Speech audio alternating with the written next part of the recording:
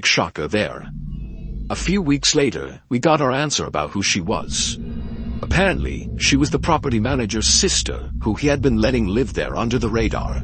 She had severe mental health issues, and instead of getting her proper care, he had just thrown her into one of the unoccupied rooms. I believe the property manager was eventually arrested for negligence and a slew of other things, and rightfully so. I honestly blame him so much more for what happened than her. If anything, I feel bad for her, but my pity won't erase the fact that she tried to kill me. I could have lost my life that night. I have no idea why she seemed so interested in me specifically, but I can only hope nothing like that ever happens to me again. I'm graduating soon, and I'm definitely gonna miss college, but I don't think I'll ever be able to look back at my time here without thinking about that night.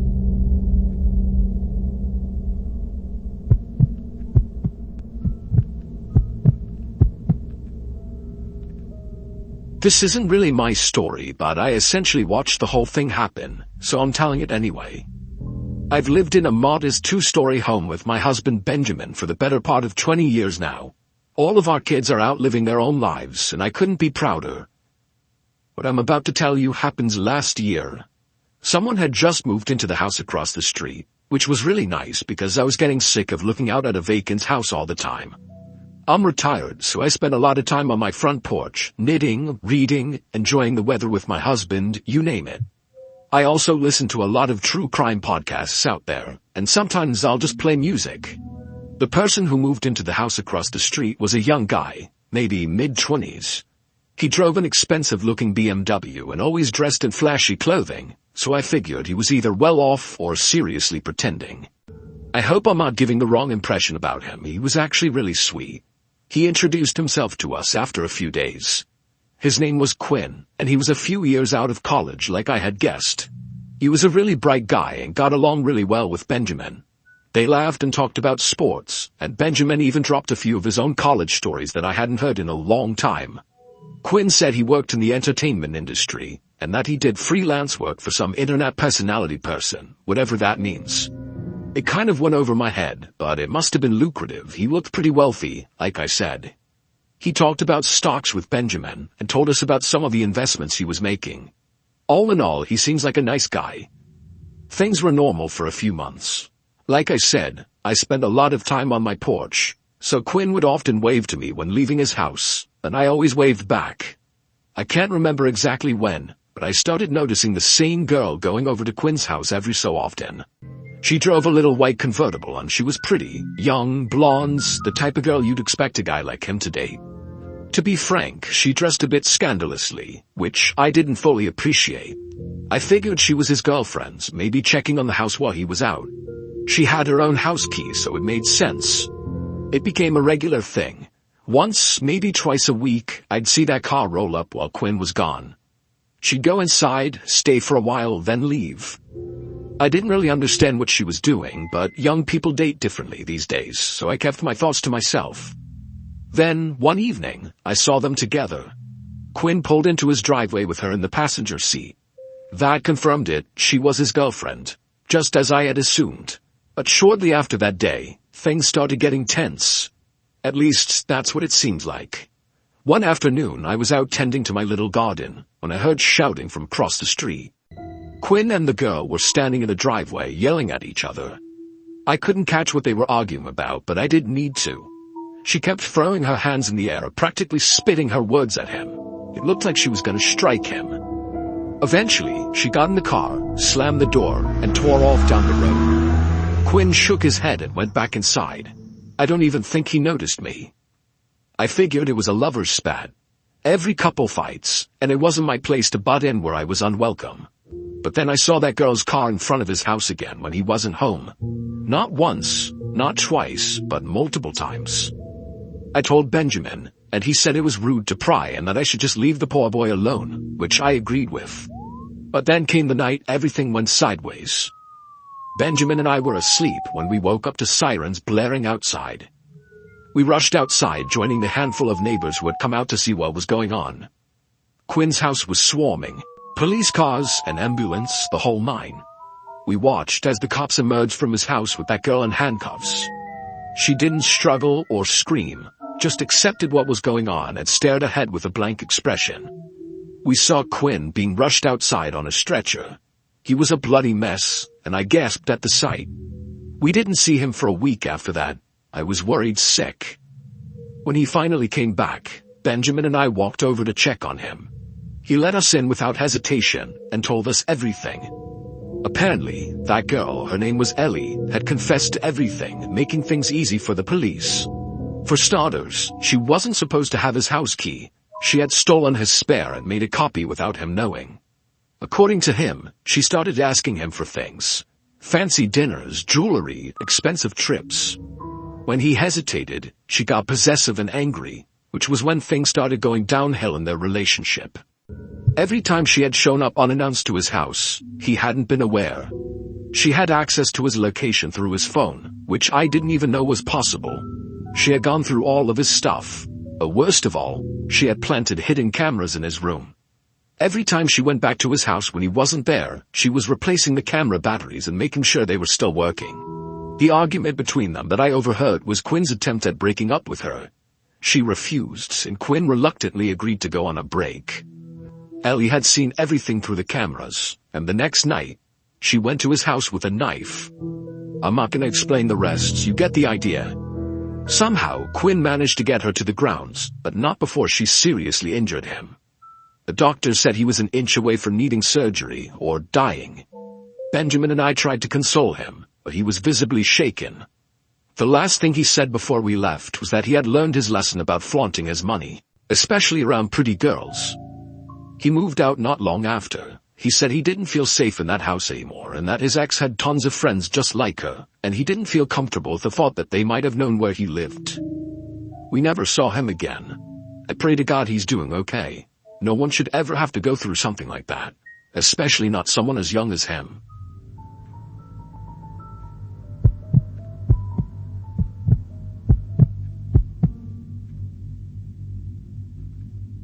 When I moved into my new place, I was just looking for a fresh start. I won't get into the details, but let's just say I had a bad situation with an ex that made stay in my old city impossible. I ran into some money early in life and made some bad decisions about the kind of women I surrounded myself with. Lesson learned. The neighborhood I moved to is really nice. Low crime, quiet, mostly families. The houses here are really spaced out, which was partially what drew me there. But for some reason, the property next to mine is much closer in proximity than most of the other properties are to each other. And by the way, that house next door is huge. When I first saw it, I thought I could easily fit a family of 10. That's honestly what I assumed at first, that a big family lived there, grandparents and everything. But I could not have been more wrong. Even though I tried to be low-key, I wasn't going to be a rude neighbor. I took it upon myself to introduce myself to everyone in the neighborhood. For whatever reason, I decided to introduce myself to my next-door neighbors last. I couldn't tell you why. Everyone else I met seemed really sweet and genuine. I'd say 90% of them were parents of young children. And yes, they were all slightly intimidating, purely based on how successful they seemed to be. I wasn't too sure how a younger guy like myself would easily blend into a community like that, but that was more of a personal concern. When I got around to meeting my next-door neighbor, my social battery was mostly drained from having spent the day making small talk with strangers.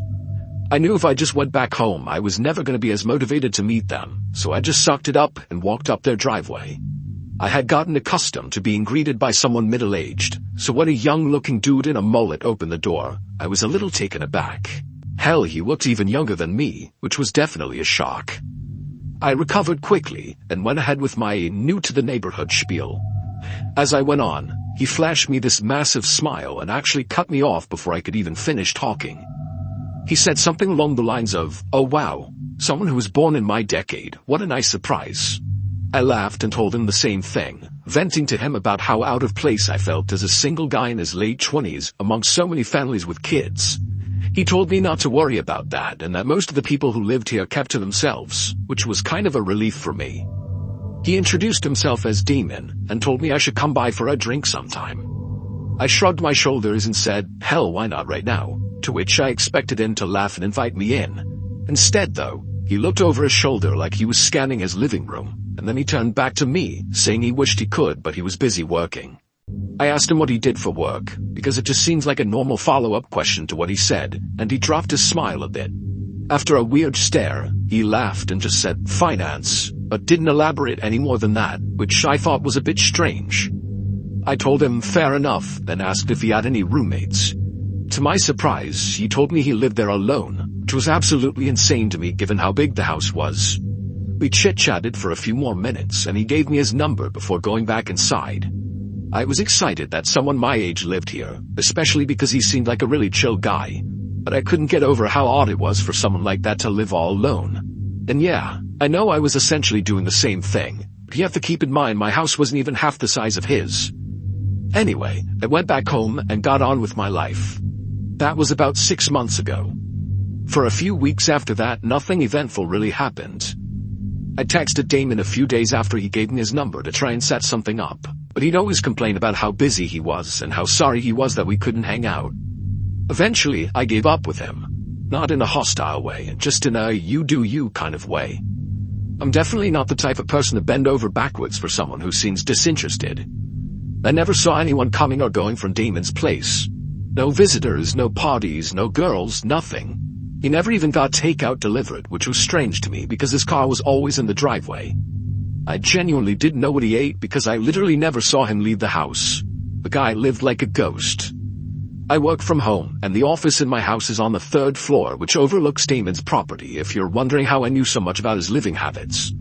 I know it sounds obsessive and a little creepy, but his house was also just a glance away from my monitor, so I couldn't help but look over from time to time. One night, it was a Wednesday night, I remember that distinctly. I woke up around 2 a.m. to the sound of loud music. I sleep with my windows open, so that's probably how I woke up so easily. At first, I thought I was imagining it, or it was part of a really vivid dream I was having. But I was wrong. I got out of bed and peeked out my window, and there they were. 7 or so cars lined up in Damon's driveway. There was no mistaking it, he was having a party.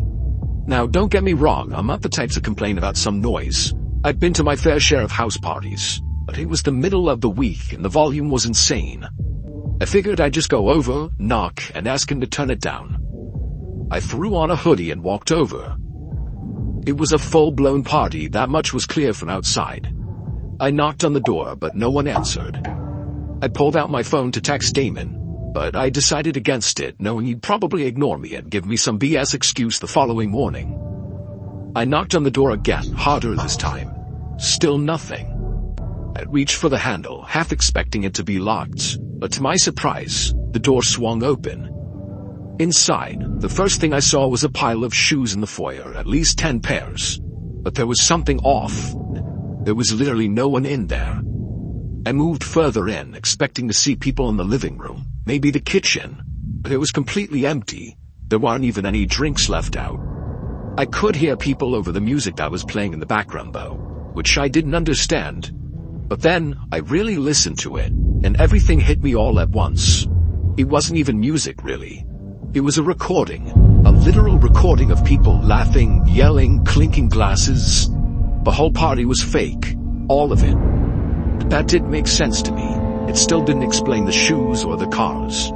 There were people in that house, that much was certain. I should have turned around right then, but I needed to know what was going on. I moved discreetly around the house until I saw a door that was slightly ajar. I gently pushed it open and it led down to the basement. I'm not sure how I knew, but something told me what I was looking for was downstairs. It was dark down those stairs with the exception of a very faint light coming from somewhere I couldn't see. There was no reason to go down there, I knew that, but I did it anyway. I got to the bottom of the stairs and looked around. The light was coming from another door somewhere deeper in the basement. I crept towards it, and as I got closer, I started to pick up on another noise I hadn't been able to hear earlier over the music.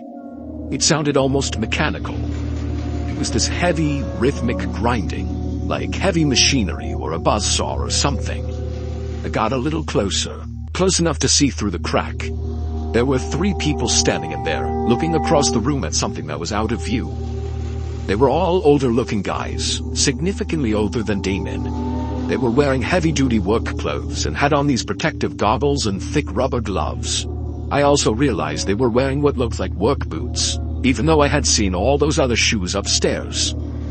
Under different circumstances, I would have assumed that they were construction workers. I really wanted to see what they were looking at, but it was too far out of view. After a few seconds of me just standing there, I started to pick up on this awful bleach smell, or some kind of cleaning solution. That's what did it for me. I started to feel this awful pit in my stomach, like my life was in danger. I can't explain it. I turned to leave, trying to be as quiet as possible. As I was finding my way back to the stairs, the light from behind me suddenly dimmed, like someone had shut the door behind me. I didn't actually hear the door over the music, but I felt it. I sprinted up the stairs as fast as I could. I ran through the house and burst out the front door. I didn't run directly to my house. I jumped my own fence and made it to the backyard. I slipped in through my side door, locking it behind me. My chest was pounding, but under no circumstances could I let Damon or any of those other guys know it was me who had been snooping around. I gathered myself and went up to my office, making sure all the lights up there were off. I crouched down below the window and peeked over at Damon's house. There was no one there.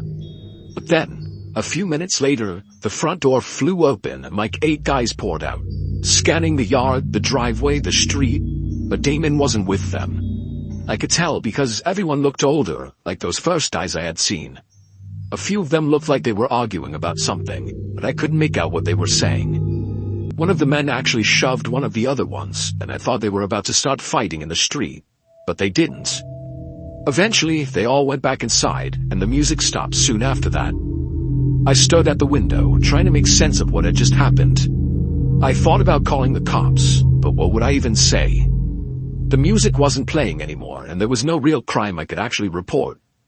The thing I couldn't understand was how none of my other neighbors had a problem with the loud music, especially since most of them had children. I figured if they hadn't been able to hear it and I called the police, Damon would know it was me. And the shoes, I had no idea what that was about either. The people I had seen were all wearing boots. So did they bring extra pairs of shoes just to leave in the foyer? I had too many questions and I didn't know what to do, so I just went to bed. The next morning, I woke up and looked out my bedroom window. Every single car was gone, including Damon's. I went upstairs to try and get some work done, but I couldn't concentrate and found myself looking over at Damon's house every 5 seconds. After a few hours of his car not being there, I decided to go for a walk, partly to clear my head, but mostly to take some low-key glances through his windows. Nothing though. Days passed and Damon still didn't return, or his car didn't at least. I was baffled with every passing day. I still couldn't figure out how my other neighbors had been able to sleep through all the noises that night, so I just straight up asked them. I went to a few houses and asked them if they had heard the party he had a few nights ago. No one knew what I was talking about, even after I told them which house it was coming from and how late it was. I thought I was going crazy. That was a few months ago now. The crazy thing is Damon still hasn't returned, and it's clear no one is maintaining his house, as the grass is starting to get really long, and there's an untouched pile of packages leaning against his front door. I don't know what to make of this. It could be nothing, but I feel like no one would go to such lengths to disguise what they were doing with the fake party, unless it was something illegal. But would people going to such lengths really forget something as important as locking the front door? Maybe that's what those guys had been arguing about. I really have no idea, and the fact that none of my other neighbors seemed bothered by it makes me think I'm involved in some huge conspiracy or something. I know I'm just being paranoid, but I just have so many unanswered questions. When Damon returns, if he ever does, I'm debating whether or not I should just go and straight up ask him.